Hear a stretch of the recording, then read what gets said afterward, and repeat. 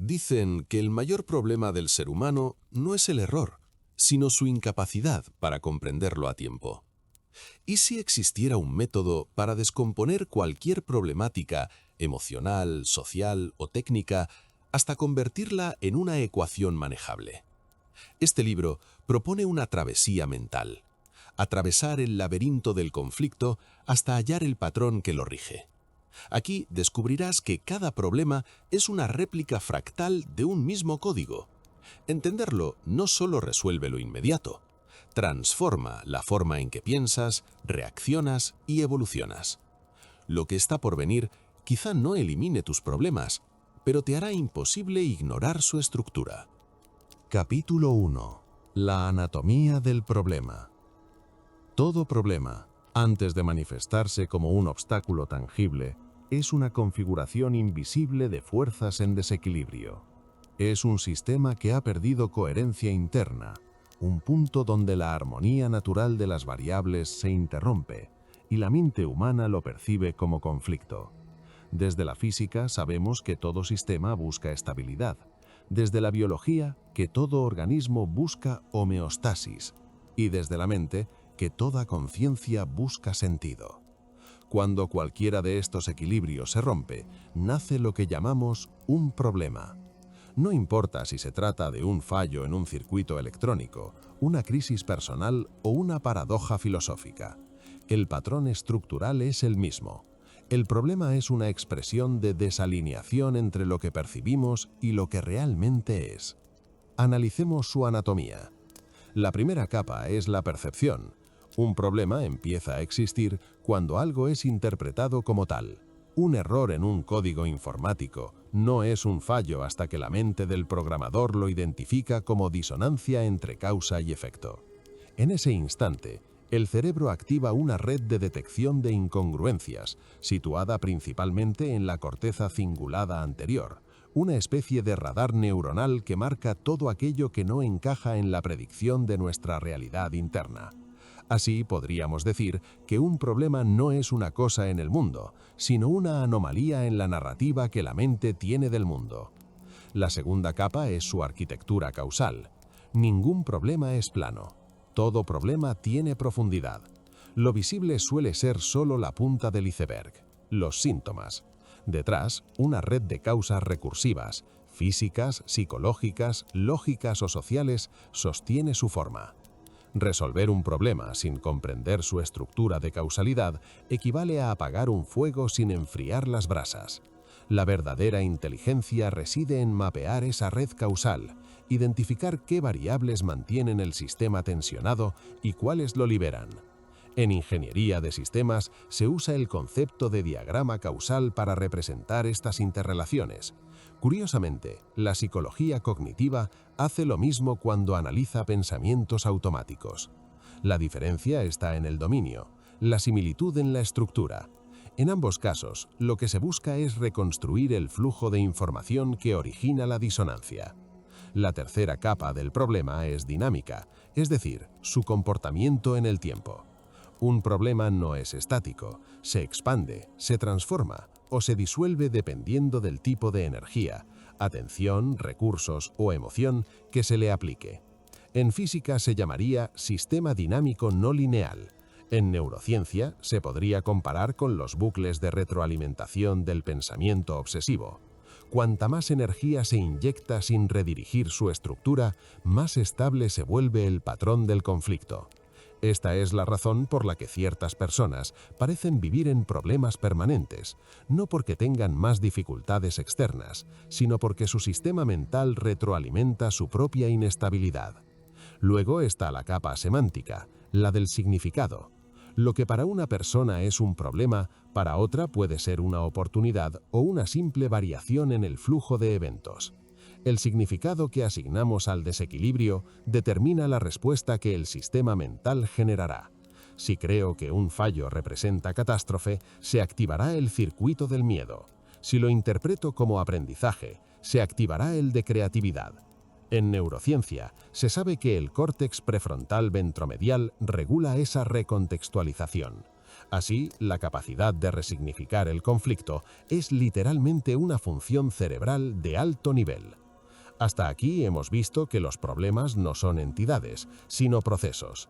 Se forman de la interacción entre percepción, causalidad, dinámica y significado. Pero hay una capa más profunda, la que podríamos llamar la capa epistemológica, la del conocimiento que usamos para definir el problema. En la mayoría de los casos, un problema no puede resolverse con el mismo marco mental que lo generó. Esta idea, formulada con precisión por Albert Einstein, no es solo una frase inspiradora, sino una descripción teórica de cómo opera la cognición limitada. Los modelos mentales con los que percibimos la realidad determinan el tipo de problemas que creemos tener. Si ampliamos el modelo, el problema cambia de forma o desaparece. En este punto aparecen tres figuras esenciales para comprender la anatomía del problema: el observador, el sistema y la frontera. El observador define las reglas de percepción. El sistema es el conjunto de elementos en interacción, y la frontera es la línea, a veces conceptual, a veces física, que delimita qué se considera interno o externo al conflicto. Por ejemplo, en electrónica, un componente puede comportarse de forma defectuosa por una causa interna, una resistencia dañada, o externa, una fuente de alimentación inestable. El diagnóstico correcto depende de establecer esa frontera. En la vida ocurre lo mismo. Confundir los límites entre lo que controlamos y lo que no crea ilusiones de problema donde solo hay condiciones del entorno. Finalmente, hay un principio subyacente a toda esta anatomía, el del equilibrio fractal. Todo problema, sin importar su escala, tiene una geometría similar. Una disputa interpersonal, una falla informática o una crisis global comparten el hilo invisible de la complejidad autoorganizada.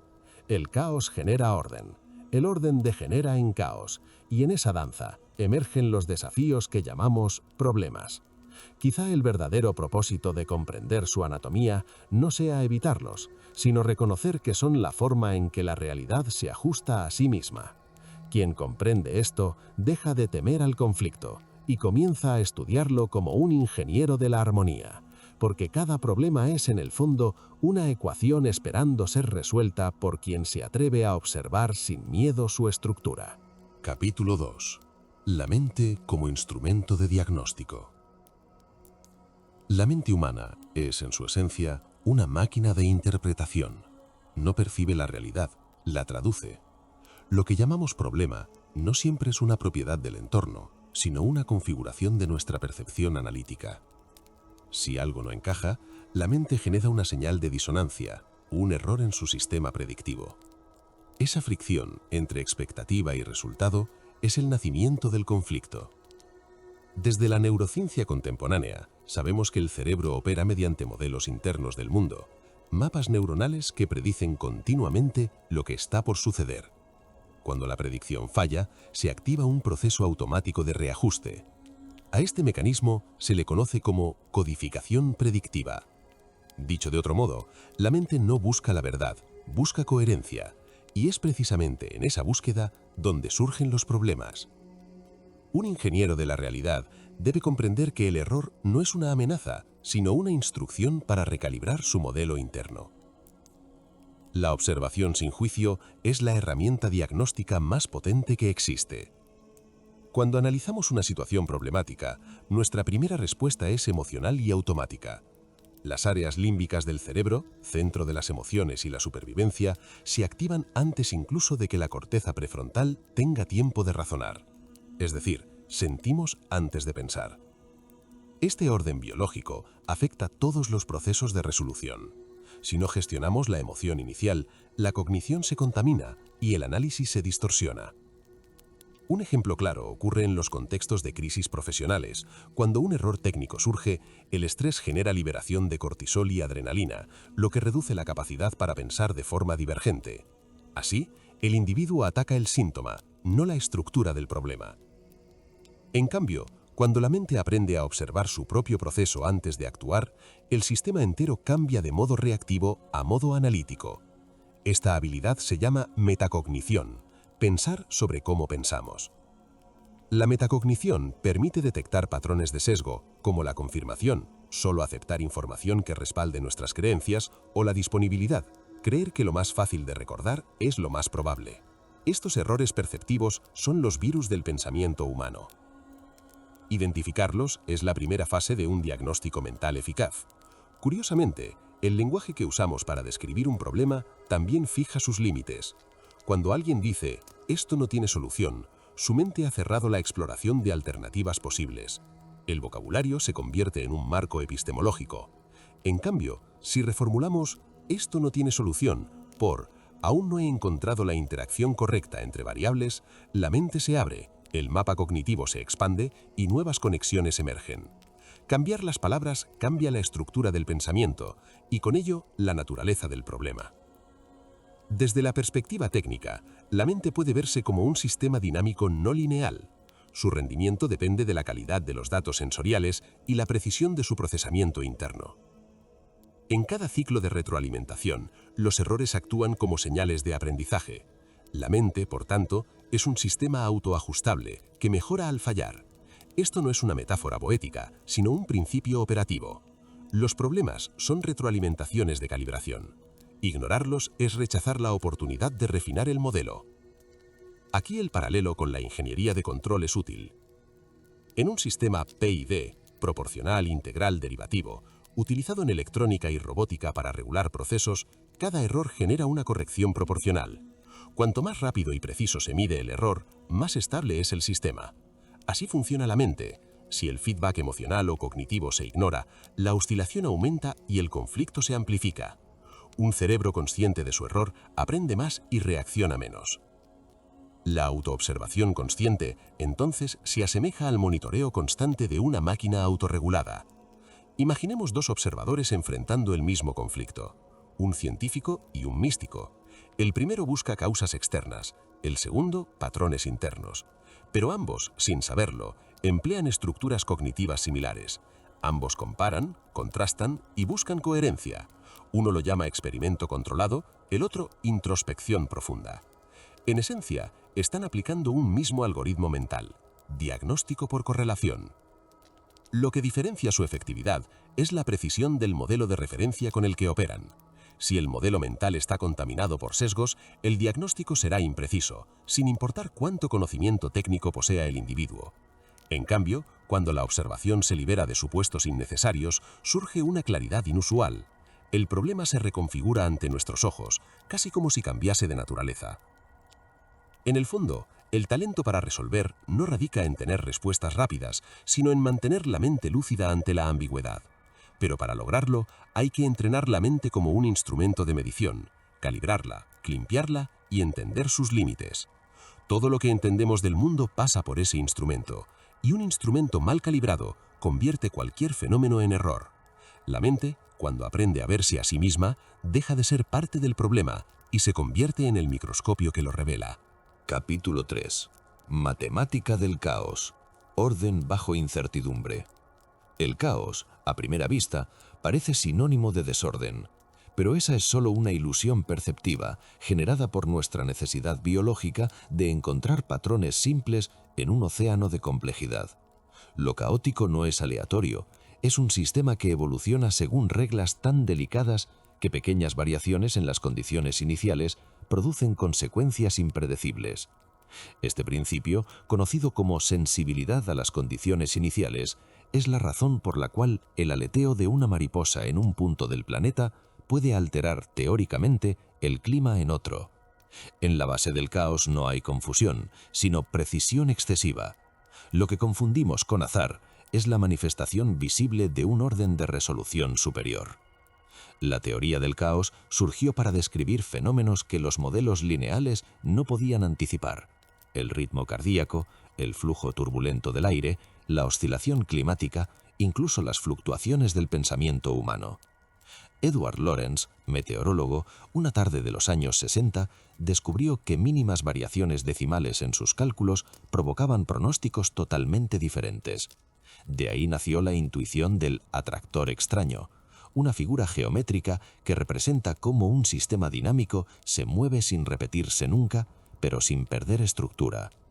El caos no destruye el orden, crea uno distinto, incrustado en dimensiones que rara vez percibimos. Cuando miramos las nubes o el fuego, vemos patrones que jamás se repiten exactamente, aunque obedezcan a las mismas leyes físicas. Esa es la esencia del fractal, la autosimilitud que une lo microscópico con lo cósmico. En un nivel mental, nuestras emociones y decisiones siguen una lógica similar. El pensamiento, al igual que un sistema no lineal, se bifurca. Una idea inicial, casi imperceptible, puede desencadenar una cascada de conclusiones y acciones impredecibles. Cada elección humana posee el mismo potencial multiplicador que un parámetro inicial en una ecuación caótica. Y sin embargo, de ese terreno incierto emergen patrones reconocibles, hábitos, identidades, convicciones. Lo fascinante del caos es precisamente eso. Solo parece desorden mientras ignoramos su escala. La entropía, concepto central en la termodinámica, define la tendencia natural de los sistemas a expandirse hacia estados más probables, es decir, hacia el desorden. Pero esta ley no implica destrucción, sino transformación. En los sistemas vivos, el aumento de entropía externa es lo que permite mantener un orden interno. La mente humana, frente a la incertidumbre, actúa como un disipador de caos. Absorbe información, descarta ruido y genera una narrativa coherente para sostener la sensación de control. En ese proceso no diferencia entre verdad y consistencia. Lo que percibe como estable lo toma como real. Por eso, cuando la vida se vuelve impredecible, el cerebro intenta imponerle un patrón incluso donde no lo hay. Esta tendencia es útil hasta cierto punto, pero también nos vuelve ciegos ante la belleza de los sistemas no predecibles, aquellos que contienen más información de la que somos capaces de procesar. En la teoría de la información, el ruido no siempre es enemigo del mensaje. A veces introduce diversidad y resiliencia. Un sistema completamente ordenado es frágil, incapaz de adaptarse.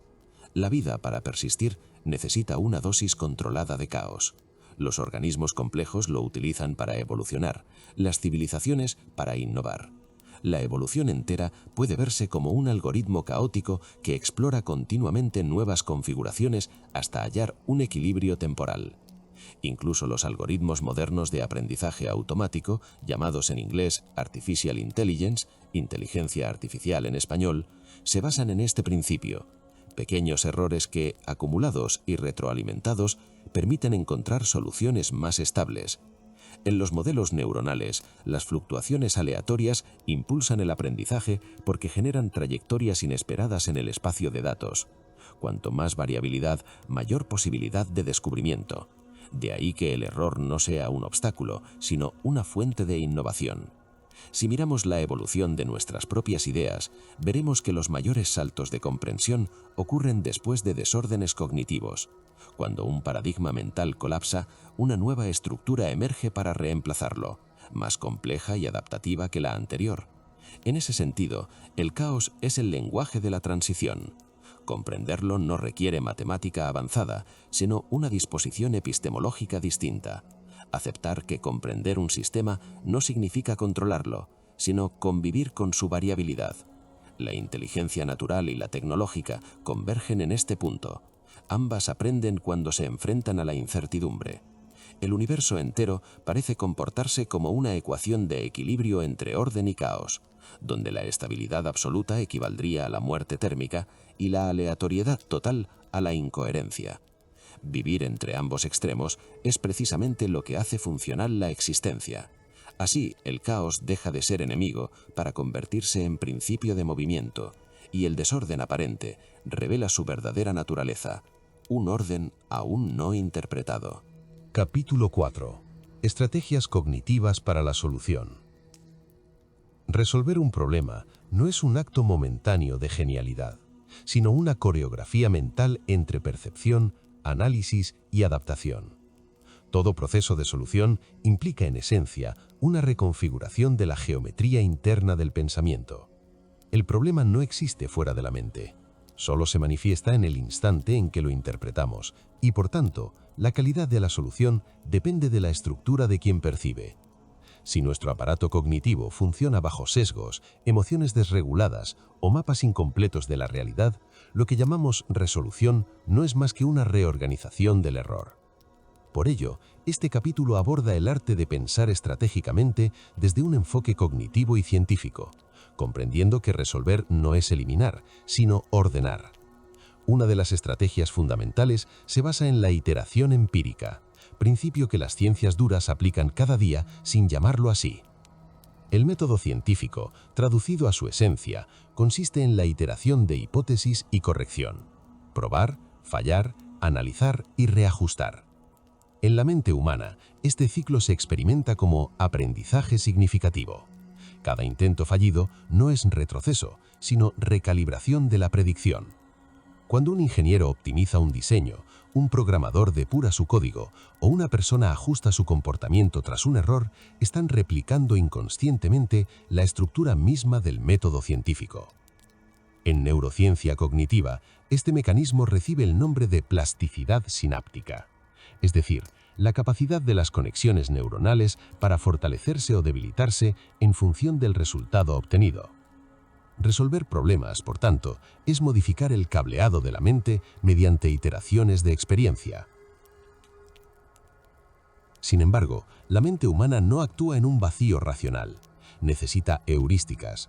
Una heurística es un atajo mental que permite hallar soluciones sin recorrer todas las posibilidades.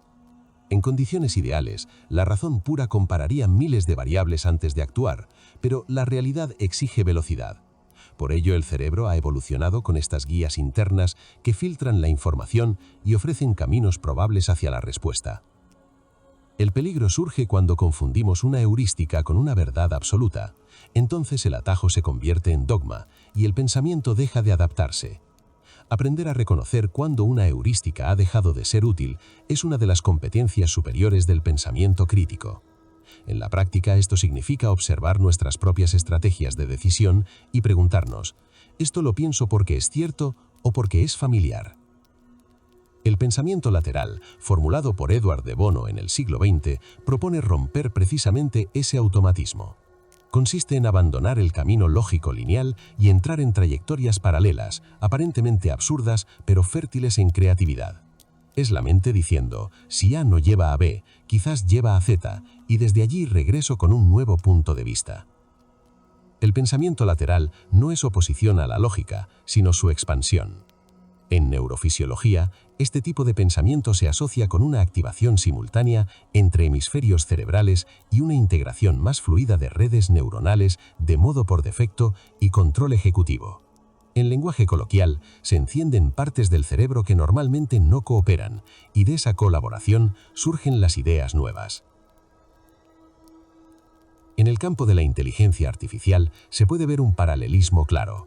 Los algoritmos de aprendizaje profundo, o Deep Learning, aprendizaje profundo en español, mejoran su precisión al iterar sobre grandes volúmenes de datos, corrigiendo errores anteriores hasta lograr un modelo más fino de predicción. La mente humana trabaja igual, aunque con materia biológica. Cada experiencia modifica ligeramente el modelo del mundo que sostenemos. Cuando las experiencias son emocionalmente intensas, ese aprendizaje se consolida con más fuerza gracias a la liberación de neurotransmisores como la dopamina, que marca la relevancia del evento. Por tanto, aprender a resolver implica integrar técnica y emoción en una sola ecuación adaptativa. Otro elemento discreto pero crucial es la transferencia de conocimiento entre dominios. En la ciencia cognitiva se denomina analogía estructural, la habilidad de reconocer patrones equivalentes en contextos distintos. El físico que resuelve un problema energético inspirado en economía, o el terapeuta que aplica principios de la informática para entender la mente humana, están operando bajo la misma lógica universal del patrón. Resolver un problema complejo no siempre requiere más información, sino una traducción correcta de la que ya poseemos. La transferencia cognitiva es lo que diferencia una mente enciclopedista de una mente verdaderamente creativa. En este mismo sentido, la neuroplasticidad, la capacidad del cerebro para reconfigurarse físicamente ante nuevos aprendizajes, es el cimiento biológico del cambio de paradigma. Cada vez que comprendemos algo nuevo, no solo entendemos distinto, somos literalmente alguien distinto. Este dato neurocientífico convierte la resolución de problemas en un acto de autotransformación. En la práctica, esto sugiere que todo conflicto bien enfrentado modifica no solo la circunstancia, sino al propio individuo que lo enfrenta. Paradójicamente, los problemas, por molestos que sean, son los arquitectos de nuestra evolución mental. En la frontera entre el pensamiento humano y el de las máquinas, algunos investigadores sostienen que la solución óptima no elimina la dificultad, sino que la refina. Un algoritmo que resuelve un modelo complejo puede crear versiones nuevas del mismo problema, más sutiles, más elegantes. Así también en la mente avanzada. Resolver un problema puede abrir otros más profundos, precisos y reveladores. Y es precisamente en esa expansión donde surge la verdadera inteligencia adaptativa, porque el propósito último de resolver no es terminar con los problemas, sino perfeccionar el modo en que pensamos frente a ellos. Capítulo 5. Dimensiones emocionales del problema. La emoción es un sistema de información biológica diseñado para señalar desequilibrios internos y externos.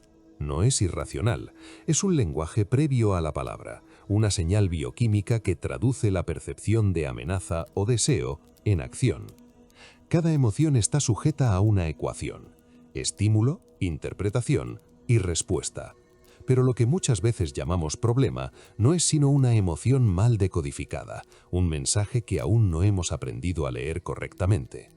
El miedo, la frustración o la incertidumbre son en realidad intentos del sistema nervioso por reorganizar el mundo interno frente a una realidad que percibe como caótica. En términos neurocientíficos, toda problemática activa el eje hipotálamo-hipófisis suprarrenal, HHH por sus siglas en inglés, Hypothalamic Pituitary Adrenal, un circuito que prepara el cuerpo para la acción. Esta respuesta es adaptativa cuando es temporal, pero se vuelve autosaboteadora cuando permanece activa sin propósito. El cerebro opera con una sencilla premisa: reducir el error de predicción. Es decir, busca constantemente que su modelo mental encaje con lo que percibe fuera. Cuando la predicción falla, aparece la emoción negativa. Es el equivalente biológico del mensaje «el sistema no converge». Por eso, el origen emocional del conflicto no está en el suceso en sí, sino en la diferencia percibida entre lo esperado y lo real. Aprender a ver la emoción como feedback, retroalimentación, y no como un enemigo interno, redefine completamente la noción de problema. Imagina que cada emoción difícil es un sensor bioquímico que marca un rango de error entre tu modelo mental y el entorno. Si lo entiendes, puedes reajustar tus parámetros sin perder energía en resistencia. La fisiología del conflicto emocional indica que cada pensamiento repetido genera una huella eléctrica en la corteza cerebral. Una emoción sostenida se convierte en un patrón estable de activación neuronal, lo que a su vez refuerza la percepción misma del problema. Así nace el bucle: emoción, pensamiento, respuesta. En psicología cognitiva, este ciclo es conocido como tríada de retroalimentación emocional. Si no se intercepta conscientemente, el sistema se autoajusta al malestar como estado base, transformando el conflicto en identidad. Aquí entra la inteligencia emocional, la capacidad de reconocer la emoción antes de que se transforme en pensamiento. Es una forma avanzada de metaanálisis interno. Cuando el cerebro reconoce el patrón emocional sin juzgarlo, la actividad del sistema límbico disminuye y la corteza prefrontal, la región asociada al pensamiento racional, retoma el control de la respuesta.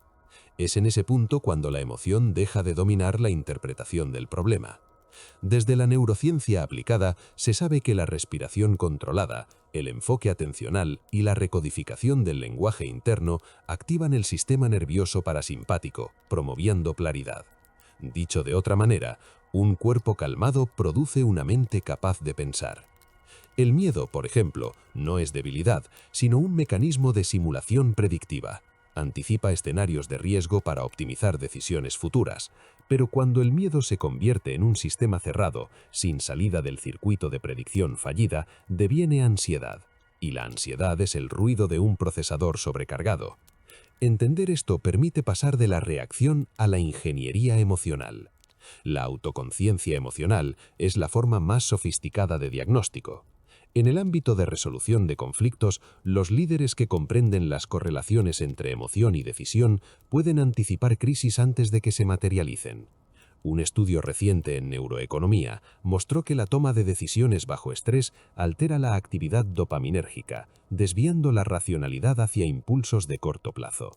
Saber esto es estratégico. No se trata de sentir menos, sino de interpretar mejor, porque toda emoción contiene información, y toda información puede procesarse. Transformar emoción en dato es el inicio del verdadero autocontrol. Existen técnicas prácticas para hacerlo. Una de ellas es el reencuadre emocional, describir verbalmente la emoción en términos objetivos. Siento presión en el pecho, en lugar de identitarios, estoy angustiado. Este simple cambio lingüístico reduce la fusión emocional y permite al sistema cognitivo intervenir. Otra técnica, validada desde la terapia cognitivo-conductual, es la llamada exposición consciente al conflicto. Permanecer unos segundos más frente al malestar sin buscar escape inmediato. Durante ese lapso, el cerebro aprende que la emoción es transitoria y no amenaza real, lo que recalibra el eje HHH. Paralelamente, la práctica de la metacognición, observar el pensamiento sin identificarse con él, expone el verdadero origen del conflicto, la estructura interna del yo reactivo. Cuando las emociones dejan de ser invisibles, dejan de ser peligrosas. Verlas como variables dentro de la ecuación del problema te transforma en víctima, en científico de tu propia mente. En este punto se comprende que las emociones no obstaculizan la resolución, son el mapa topográfico del conflicto humano. El enojo señala límites rotos, la tristeza indica pérdida de coherencia interna, el miedo alerta de patrones previsiblemente dañinos. Todas comunican algo esencial. Al interpretar ese lenguaje, la realidad externa puede organizarse con mayor fidelidad al sentido interno. Resolver problemas entonces no consiste solo en aplicar lógica, sino en descifrar el código emocional que los origina. El equilibrio mental no nace de eliminar emociones, sino de integrarlas como indicadores de precisión existencial. Porque en el fondo, el universo emotivo no busca sabotear al intelecto, busca afinar su percepción de la realidad. Capítulo 6. Problemas colectivos, sistemas, redes y cultura. Las problemáticas colectivas son organismos vivos, construidos por la suma de millones de decisiones, emociones y errores individuales que al entrelazarse conforman una entidad superior, la mente social. Cuando un grupo humano se organiza, surge una dinámica que trasciende la intención de cada individuo. En ella, los conflictos no se comportan de forma lineal, se propagan con la lógica de una red. Un rumor, una creencia o una ideología funcionan exactamente como un virus informacional. Se replican, mutan y buscan persistir en el ecosistema mental colectivo. Comprender la naturaleza de estos sistemas es entender cómo se originan, reproducen y transforman los grandes problemas de las civilizaciones. La teoría de sistemas nos enseña que la sociedad puede describirse como un conjunto de nodos interdependientes, donde cada elemento influye directa o indirectamente en los demás. No existe un problema local que no tenga ramificaciones globales. Cuando una economía colapsa en un país, afecta mercados, emociones y percepciones en territorios distantes. De igual modo, una idea disruptiva, una tecnología o una narrativa cultural puede alterar el tejido completo de comportamientos colectivos. Esta interdependencia es lo que hace que la solución de problemas colectivos requiera pensamiento sistémico, la habilidad de percibir patrones globales en medio de la complejidad. Si en el plano individual la clave está en la autoconciencia, en el plano social lo está en la conciencia de red. Las redes humanas, tanto digitales como analógicas, operan con principios similares a los sistemas neuronales o biológicos. Cada nodo, un ser humano, una organización o un grupo, transmite información. Y la información no es neutra. Todo mensaje transporta una carga emocional, una intención, una cultura. El sociólogo Niklas Luhmann, pionero en la teoría de sistemas sociales, argumentaba que las sociedades no se comunican mediante personas, sino mediante comunicaciones mismas, como entidades autorreferenciales. Es decir, lo que mantiene unida a una civilización no son los individuos, sino el flujo continuo de información entre ellos. Cuando ese flujo se distorsiona, surgen problemáticas colectivas. Ideologías polarizadas, desinformación, fragmentación social o burbujas perceptivas. Internet aceleró este fenómeno. Plataformas virtuales, basadas en algoritmos de refuerzo, amplifican las resonancias emocionales de los usuarios, creando cámaras de eco en las que las creencias se retroalimentan hasta solidificarse como verdades impenetrables. Así, los problemas culturales se convierten en sistemas cerrados. Se autojustifican, se autorreplican y penalizan la duda. Para abordar esto, el pensamiento crítico y la alfabetización digital ya no son opcionales, son mecanismos de defensa cognitiva. Pero la dinámica colectiva no se limita al campo digital. Desde la antropología, toda sociedad ha enfrentado el dilema del consenso. ¿Hasta qué punto un grupo debe estabilizarse para asegurar coherencia sin perder la posibilidad de innovar? Demasiado orden lleva a la rigidez, demasiado cambio conduce al caos. Este equilibrio dinámico define la salud de un sistema cultural. Cuando el consenso se endurece, por dogma, miedo o tradición, el grupo pierde adaptabilidad y genera resistencia a todo paradigma nuevo. Por el contrario, cuando la falta de cohesión es excesiva, el sistema colapsa en entropía social. Cada individuo actúa según intereses inconexos, erosionando la estructura común. Esta oscilación entre control y libertad es el patrón que late en la raíz de todas las problemáticas colectivas. En el terreno económico ocurre algo similar. Los científicos del comportamiento han observado que los mercados financieros operan como sistemas caóticos sensibles a la información emocional.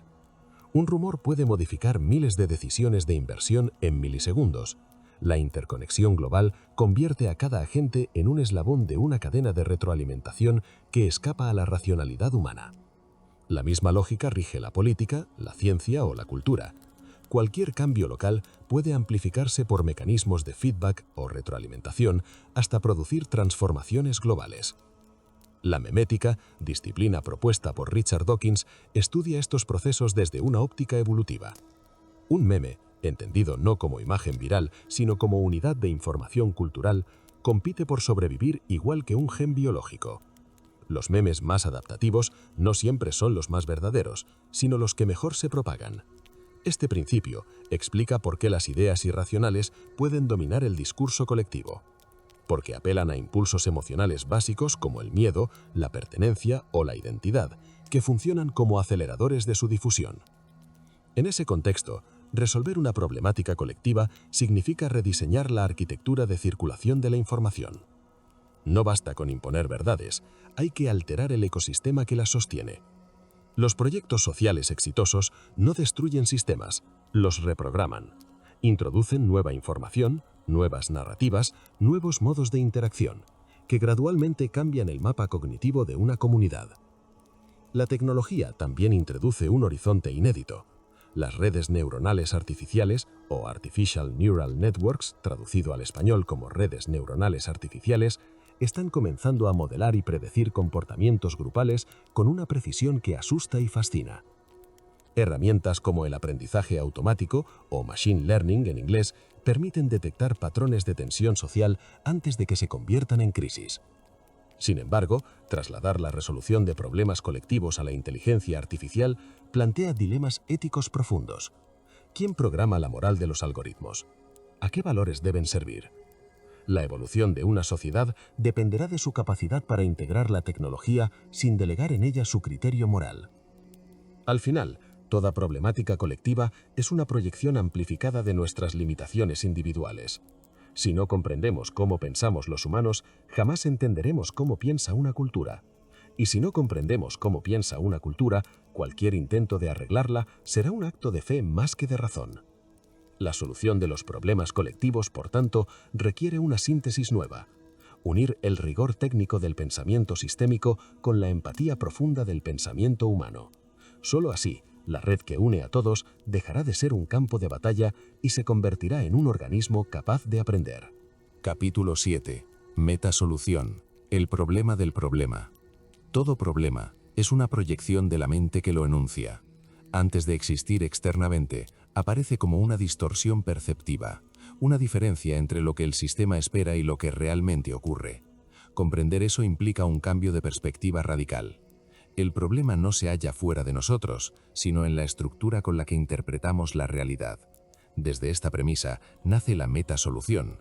Resolver no el conflicto puntual, sino la forma misma en que concebimos lo problemático. El origen de toda dificultad puede rastrearse a un desajuste entre percepción y expectativa. Cuando una mente presupone control total sobre su entorno, cualquier cambio se percibe como amenaza. Sin embargo, el universo opera por adaptación, no por estabilidad. La búsqueda de control absoluto genera más caos que orden. Este principio se observa tanto en la física cuántica, donde la observación altera el fenómeno, como en la psicología, donde el intento por controlar pensamientos o emociones suele amplificarlos.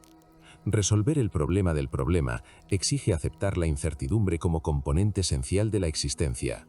El pensamiento científico lo intuye cuando acepta los límites del conocimiento a través del principio de indeterminación de Heisenberg, que establece que no se puede conocer simultáneamente la posición y la velocidad de una partícula con precisión infinita. Esa imposibilidad no es un fallo del método, sino la demostración de que el acto de observar define parte de lo que se observa. Del mismo modo, en la vida humana, la atención que ponemos sobre un conflicto lo modifica. Cuanto más lo tememos o reprimimos, más lo solidificamos dentro de nuestro sistema cognitivo. La metasolución es aprender a observar sin resistir, a mirar el problema como información, no como amenaza. En neurociencia, esta habilidad se asocia con redes cerebrales de regulación prefrontal, responsables de modular la reactividad emocional. Cuando entrenamos la observación consciente, reducimos la implicación del sistema límbico, el núcleo biológico de la respuesta emocional, y logramos una lectura más objetiva de la situación. Lo interesante es que al modificar nuestro modo de procesar, la estructura del conflicto externo también tiende a reconfigurarse. Existen evidencias en física de sistemas complejos que muestran que la retroalimentación del observador puede estabilizar o desestabilizar el sistema, dependiendo de la coherencia interna de quien lo percibe. En otras palabras, la mente no solo interpreta la realidad, la co-crea. Esta idea no es metafísica en un sentido místico, sino estrictamente informacional. Todo sistema vivo funciona en bucle cerrado de información. Si el problema se alimenta de nuestra atención caótica, se expande. Si se nutre de observación ordenada y aceptación, se disuelve o se transforma. La metasolución no busca encontrar una respuesta definitiva, sino integrar polaridades. En filosofía, esto corresponde al principio dialéctico. Toda tesis genera su antítesis, y de su interacción surge una síntesis superior. Al aplicar este esquema a la noción de problema, se comprende que cada dificultad contiene su propio germen de evolución. La vida utiliza la fricción como motor de complejidad. Así como los músculos crecen por microdesgarros, la consciencia se expande enfrentando disonancias. Resolver el problema del problema implica honrar la fricción sin idolatrarla, dominarla sin negarla. En biología evolutiva se observa algo similar en la noción de presión selectiva. Los organismos que sobreviven no son los más fuertes, sino los más adaptables. En el plano humano, la adaptabilidad cognitiva corresponde a la capacidad de reencuadrar, de traducir el conflicto en aprendizaje. Cuando una persona se pregunta ¿qué debo entender de esto?, en lugar de ¿por qué me pasa esto?, reconfigura el sistema de entrada del problema. Esta sencilla inversión mental genera una cascada de reordenamiento neuronal y emocional. En términos computacionales, podríamos decir que el cerebro cambia el algoritmo de respuesta, priorizando análisis sobre reacción. El problema deja de ser una excepción y se convierte en dato. Pero aún más profundo es comprender que toda resolución genera nuevos desequilibrios. El universo se sostiene en tensión dinámica. Eliminar el problema completamente sería eliminar también la posibilidad de crecimiento. Por eso la metasolución no aspira al fin de los problemas, sino al dominio de su dinámica. Se trata de aprender a anticipar la forma de la problemática antes de que se manifieste. Esto requiere pensamiento sistémico y autoobservación constante, dos herramientas de la mente avanzada que ha comprendido que controlar el mundo comienza por conocer las leyes internas del observador. Desde esta perspectiva, la actitud ante el conflicto cambia radicalmente.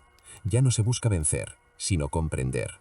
La comprensión no paraliza, sino que reconfigura la energía del problema en dirección productiva. Esta transmutación, descrita en física como conversión de energía potencial en energía activa, ocurre también en la consciencia. Cuando entendemos la raíz del problema, esa energía emocional y cognitiva se libera en forma de creatividad. Así, la metasolución abre el paso a una inteligencia superior, capaz de coexistir con el límite, integrar la paradoja y actuar con elegancia dentro del caos. Resolver el problema del problema es, en última instancia, comprender que la vida no se equilibra eliminando tensiones, sino aprendiendo a danzar con ellas sin perder el compás.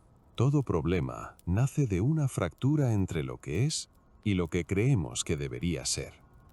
En este libro hemos recorrido esa brecha desde su semilla cognitiva hasta sus ramificaciones sistémicas.